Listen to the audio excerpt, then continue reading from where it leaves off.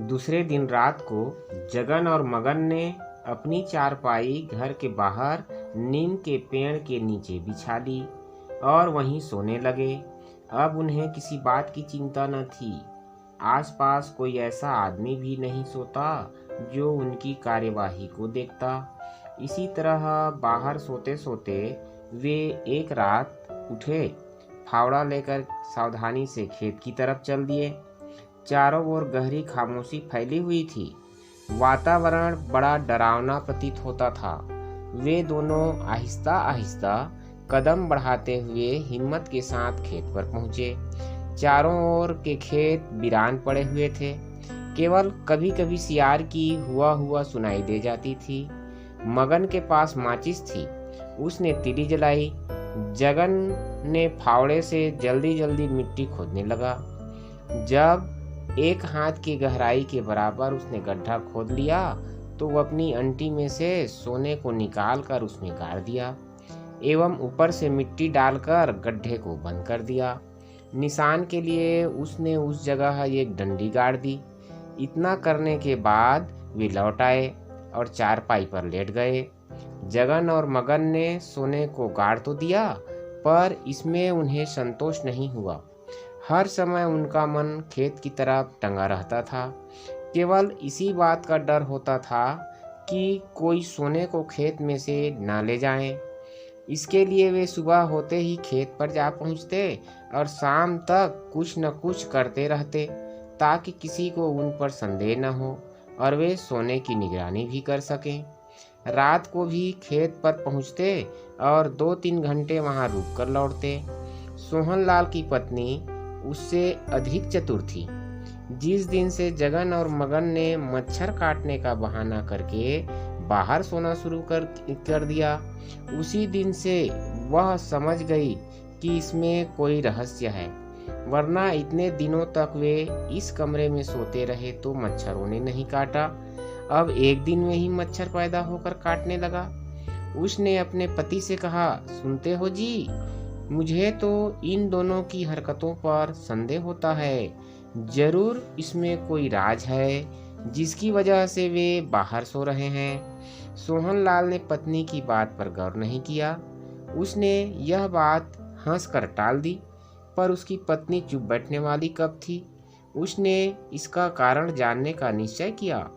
रात को सब खा पीकर अपनी अपनी चारपाइयों पर सोने के लिए लेट जाते। सोहनलाल तो अपने कमरे में बेखबर सोता रहता और जगन एवं मगन खेत पर होते। पर सोहनलाल की पत्नी गहरी नींद में नहीं सोती। उसे जरा सा भी खटका होता तो वह उठकर इधर उधर तथा बाहर नीम के नीचे जगन और मगन की तरफ देखती। वे सोते रहते तो वह निश्चिंत होकर लेट जाती। उस दिन आधी रात के बाद जब वह यह देखने के लिए उठी कि जगन और मगन चारपाई पर सो रहे हैं या नहीं, तो वह खाली चारपाई को देखकर चकित रह गई। कहाँ गए ये लोग? चोरी करने गए या डाका डालने? इतनी रात गए, भले आदमी का बाहर निकलना ठीक नहीं होता। अवश्य ये दोनों कोई गलत काम करने जाते हैं। वह उनके लौटने के इंतजार में अपने कमरे के बाहर खिड़की के पास खड़ी रही। थोड़ी देर बाद जगन और मगन लौटकर सो गए तो वह भी अपने बिस्तर पर लेट गई। पर वह इसी उधेड़-बुन में रही कि जगन और मगन कहाँ गए थे, किस लिए गए थे। सुबह होते ही सबसे पहले उसने पति सोहनलाल से कहा, जानते हो, ये दोनों आदमी मुझे अच्छे प्रतीत नहीं होते। कल रात मैंने अपनी आंखों से देखा कि ये दोनों आधी रात बाद कहीं से लौटे। ऐसे आदमियों को आश्रय देना ठीक नहीं। पता नहीं इनके कारण हम पर कब कौन सी मुसीबत आ खड़ी हो। सोहनलाल को पत्नी की बात कुछ समझ में नहीं आई। वह बोला, ठीक है, आज ही मैं उनसे कह दूंगा कि वे कहीं दूसरे जगह रहने की व्यवस्था कर लें। पत्नी बोली, नहीं जी, ऐसे नहीं, पहले पता लगा लो कि ये दोनों कहाँ जाते हैं। यदि कोई चोर उचक्के हुए तो हम उन्हें गिरफ्तार कराकर इनाम प्राप्त कर सकते हैं। हाँ, यह सुझाव बढ़िया है। सोहनलाल ने खुश होते हुए कहा, रात होने पर जगन और मगन बाहर सो गए। अंदर कमरे में सोहनलाल और उसकी पत्नी सजग होकर लेट गए। आधी रात बाद जब जगन और मगन उठे और उनकी आवाज हुई तो कमरे में सोहनलाल और उसकी पत्नी भी जग गए। जगन और मगन जिस दिशा की ओर चले उधर ही सोहनलाल और उसकी पत्नी भी चल दिए। जगन और मगन खेत के पास आकर रुक गए तो सोहनलाल और उसकी पत्नी को बड़ा ताज्जुब हुआ। वे जगन और मगन की कार्यवाही को देखने के लिए दूर एक पेड़ की आड़ में छिप कर खड़े हो गए। उन्होंने देखा जगन और मगन ने अपने खेत का 2-3 चक्कर लगाया और एक स्थान पर बैठ गए। सोहनलाल को यह देखकर बड़ा आश्चर्य हुआ। उसने अपनी पत्नी से कहा, यह क्या? ये दोनों खाली बैठे क्या कर रहे हैं? मेरी समझ में नहीं आ रहा है। इनके यहाँ बैठने का क्या कारण हो सकता है? पत्नी बोली, हो ना हो इन्होंने खेत में कोई ऐसी चीज बोई है जो बहुमूल्य है और ये रोज रात को उसकी रखवाली करने आते हैं। हाँ, यही बात है, अवश्य इन्होंने कोई अनहोनी चीज बोई है। चलो घर चलें, सोहनलाल ने कहा और वे घर लौट आए। कमरे में आकर सो गए। थोड़ी देर बाद जगन और मगन भी बाहर चारपाई पर आकर लेट गए। दिन गुजरते रहे। सोहनलाल व उसकी पत्नी ने जगन और मगन से कुछ नहीं कहा, पर जगन और मगन को इस बात पर बड़ा अचरज हो रहा था कि जो सोना उन्होंने बोया उसमें से अंकुर क्यों नहीं निकल रहा है। उनके काम में क्या कमी रह गई। वे दिन और रात को खेत पर जाते और चिंतित होकर के सोचने लगते। एक दिन सोहनलाल ने उनसे पूछ ही लिया, क्यों भाई, तुम दोनों ने खेत में क्या बोया है, जरा हमें भी तो बताओ।